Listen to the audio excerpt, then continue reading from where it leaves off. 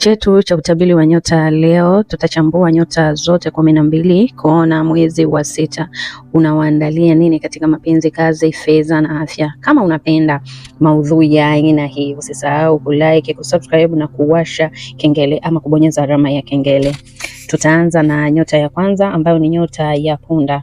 Mwezi huu utaleta nguvu mpya na hamasa ya kuanza mambo mapya. Kwenye upande wa mapenzi, mahusiano yatakuwa na msisimko zaidi. Waliopo kwenye mahusiano wanashauriwa kuwa wavumilivu kwa wenza wao. Tunakuja kuangalia kwenye upande wa kazi, kuna uwezekano wa kupata jukumu jipya au nafasi ya kuonyesha uwezo wako.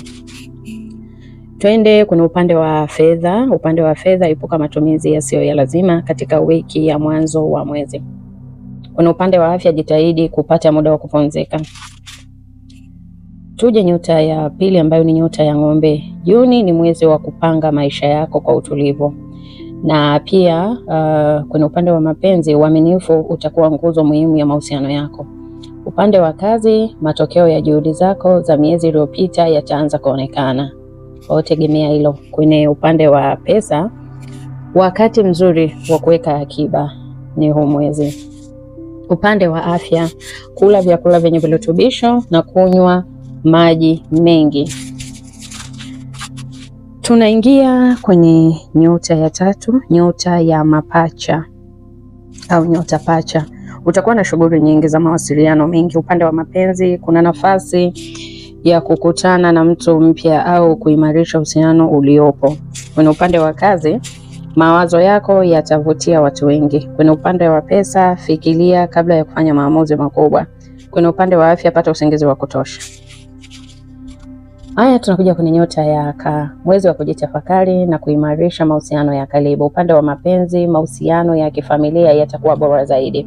Kwenye upande wa kazi, fanya kazi kwa ushirikiano na wengine. Lakini upande wa fedha, epuka mikopo isiyo ya lazima.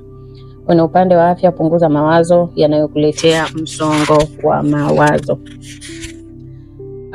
Kwenye upande wa nyota ya Simba, mwezi wa kuangaza na kuvutia watu wengi. Kwenye upande wa mapenzi, utapata nafasi ya kuonyesha hisia zako kwa uhuru zaidi. Kwenye upande wa kazi, uongozi wako utaonekana wazi. Fanya kazi, dalili ya kuongeza kwa kipato ama kuongezeka kwa kipato itaonekana mwezi huu. Kwenye upande wa afya, jitahidi kufanya mazoezi mara kwa mara. Kwenye upande wa nyota ya Mashuke, mwezi wa kupanga, kusimamia mambo kwa makini ni mwezi huu. Upande wa mapenzi, kuwa mkweli kuhusu hisia zako, kwa usijibane bane. Kwenye upande wa kazi, nidhamu yako italeta matokeo, kwa jitahidi kuwa na nidhamu kwenye shughuli zako. Upande wa fedha, weka mipango ya muda mrefu, kwa usitake kwenda ile pupa ile kama vitu vya kafu. Jitahidi kwa kipindi hiki mipango yako weka iwe inaenda taratibu. Usijishoshe kupita kiasi. Kwa hiyo jipende kupumzika. Tunakuja nyota ya Mizani, hawa tajiri wa mapenzi. Usawa utakuwa muhimu mwezi huu. Mapenzi, mahusiano yataimarika kupita mawasiliano. Upande wa kazi, jitahidi kushirikiana na wengine, itakusaidia sana. Na kwenye upande wa pesa, jitahidi kutumia kwa busara, kwa sababu mara nyingi sana nye vitu vizuri wavyo wapiti. Pia tafuta muda wa kupumzika. Kwenye upande wa afya yako iweze kuwa vizuri. Hapa tuangalie nyota ya Nge. Mabadiliko kadhaa yanaweza kujitokeza. Pia kuwa makini sana na hisia zako kwenye mapenzi, zinaweza zikawa kali zaidi kwenye upande wa mapenzi. Kwa hiyo jaribu kuzibalance. Kwenye upande wa kazi, jitahidi kuwa jasiri. Unapokuwa jasiri kwa mwezi basi unaweza ukaimarisha mafanikio. Pia kuwa makini na maamuzi yako kwenye kila kitu chako unachokifanya. Lakini kuna upande wa afya, jitahidi kupunguza msongo wa mawazo. Tunakuja watu wa nyota ya Mshale, watu wa kuvuta vitu vizuri vizuri. Mwezi wa kujifunza na kugundua mambo mapya. Na upande wa mapenzi, furaha na mawasiliano mazuri vitaongezeka mwezi huu. Fursa ya maendeleo zinaweza kujitokeza kwenye upande wa kazi. Na pia kwenye upande wa pesa, panga matumizi yako vizuri. Kwenye upande wa afya, endelea kuwa na mtindo bora wa maisha. Haya, kwenye upande wa nyota ya Capricorn, nyota ya Mbuzi, mwezi huu uwe wa nidhamu na mafanikio ya taratibu. Kwa hiyo inakwambia hivyo kwenye upande wa nyota yako.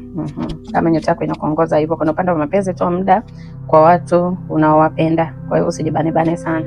Kwenye upande wa kazi, juhudi zako zitaanza kuonekana mwezi huu, kwa hiyo usikate tamaa, kaza buti. Kwenye upande wa pesa, mwezi mzuri wa kuweka malengo ya kifedha.